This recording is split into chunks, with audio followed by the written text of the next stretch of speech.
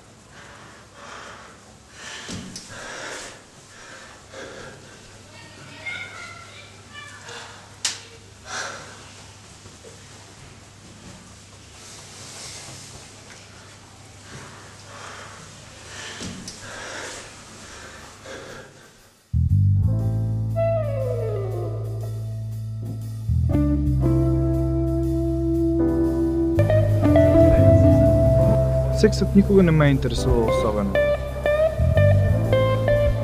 Докато не излязох с Галя от рекламния отдел. Една жена, която прави секс на първа среща, на всяка среща и между срещите.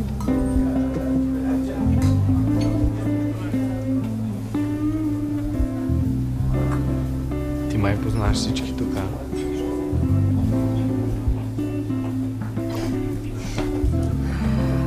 Фотосесия за последната рекламна кампания. Тук всички са много точни и не се сърдат, ако правиш секс в туалетната.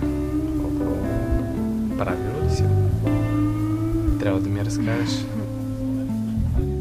Аз ако почна да разказвам, ще стане като порнофилм.